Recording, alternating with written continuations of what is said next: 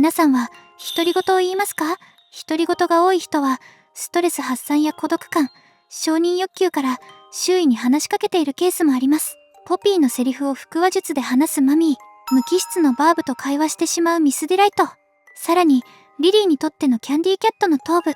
これらにはある共通点があります。今回は以前投稿したミスディライトとマミーの共通点から導かれるポピープレイタイムのストーリーに隠された裏テーマについて考察していきます。そのテーマとはイマジナリーフレンドです。そして今回はこの共通構造から見えてくるオリバーの本当の正体にも迫ります。イマジナリーフレンド。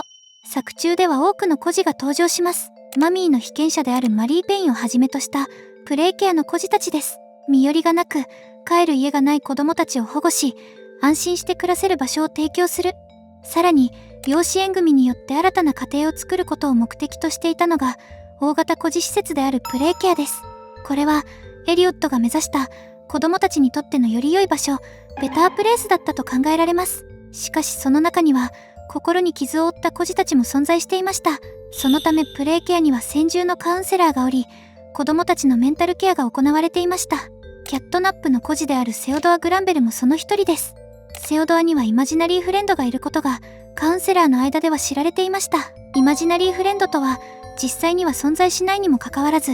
まるで本当にいるかのように感じたり会話したりする想像上の友達のことです。子供に多く見られる現象ですが、これは異常ではなく想像力や感情の整理の一環として自然なものです。寂しさを和らげたり不安を落ち着かせたり自分の気持ちを表現するために現れます。大人の場合でも創作活動やストレス対処の中で似たような存在を感じることがありますが、基本的には心の中で作られたキャラクターと考えられます。つまり頭の中に生まれた存在でありながら外側にいるかのように扱われる友達です。セオドアには実際にはプロトタイプという実在する存在がいました。探偵ジェラード・ロックハートの調査報告やレースの目撃証言から1006プロトタイプが実在していることは明らかです。そのためセオドアが描いたプロトタイプの腕の部分は単なる想像ではなかったことになります。しかしカウンセラーたちはそれをイマジナリーフレンドであると解釈していました。ここで重要なのは実在しているものが想像として扱われていたという点です。このイマジナリーフレンドという前例を踏まえると逆の構造が成立する可能性が見えてきます。つまり想像上の存在が実在するものとして扱われているケースです。そしてこの構造こそが他のキャラクターたちにも共通している可能性があります。腹話術。ミスディライトは喜びの時間以降学校に閉じ込められ、姉妹たちとの生き残りをかけたサバイバルを続けながら孤独な日々を送っていました。武器として作ったバーブは定規と鉛筆で構成された無機質な物体です。当然ながら意志はなく顔や口も存在しません。しかしミスディライトは極限状態の中でこのバーブを話し相手として扱うようになります。それは彼女の中で生まれた想像上の友達でした。この関係は現在まで続いており、主人公が学校へ侵入した場面からもその様子を確認することができます。この前例からもう一人浮かび上がるのがリリー・ラブブレイズです。リリーもまた頭部のみのキャンディーキャットをキャンディーと呼び関係性を築いています。リリーも同様にプロトタイプによってスイートストリートに意図的に隔離されていました。その孤独な環境の中で生まれた存在がキャンディーだったと考えられます。ここで重要なのは無機質な対象との関係が会話として成立している点です。つまり本来意志を持たない存在がまるで意志を持つかのように扱われている構造です。そしてこの構造は腹話術という形で表現されています。さらにマミーはポピーをさらった後、列車のチケットをめぐって主人公にゲームを提案しますが、これは意図によって口を塞がれたポピーの言葉を利用した腹話術として成立していました。こちらは明確にマミーの意図的な行為ですが、結果として存在しない声を成立させるという点で同じ構造を持っています。つまりこの3人には共通点があります。孤独な環境に置かれていること、無機質な対象と向き合っていること、そしてその対象と会話が成立していること。これは存在しないものを存在しているかのように扱う構造です。そしてこの構造こそがイマジナリーフレンドの外在化として機能しています。さらに彼女たちにはもう一つ共通点があります。それがだるまさんが転んだを彷彿とさせるゲーム構造です。マミーはスタチューズの中で自身が孤独であることを明かしています。ミスディライトの追いかけっこ、スタチューズ、そしてリリーのゲストをもてなすゲームはいずれも非常に近い構造を持っています。この一致こそが、この3人が同じ文脈で設計されていることを示しています。オーリーはイマジナリーフレンド。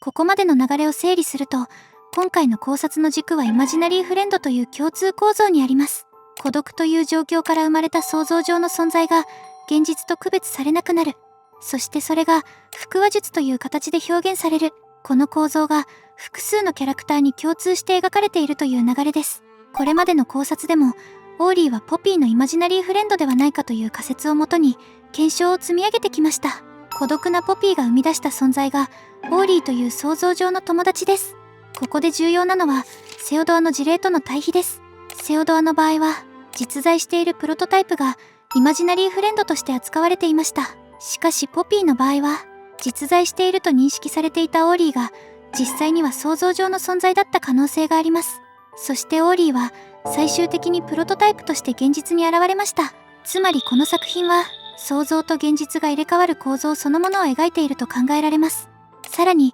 公式ストーリーブックではポピープレイタイム人形が両親が会話を放棄している子供向けの商品であることが示唆されています。これは現実の人間関係の代替として存在するという意味でポピー自身がイマジナリーフレンドに近い役割を持っていることを示しています。そしてこの構造はニューラルマッパーによって補強されます。オーリーがプロトタイプとして誕生した後の性質がデジタルであること、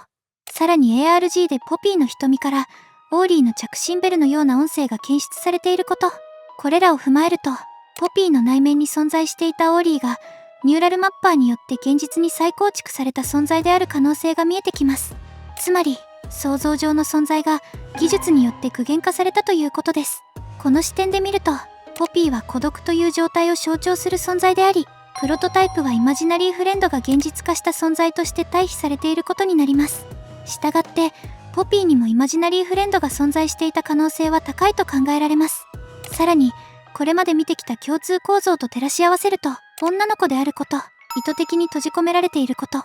そして想像上の友達を持つ可能性があること、これらは全てポピーにも当てはまります。もしチャプター6でポピーとの追いかけっこのようなゲーム構造が再び描かれるのであれば、この共通構造はさらに強く裏付けられることになります。ここまでの流れからこの作品の裏テーマは明確です。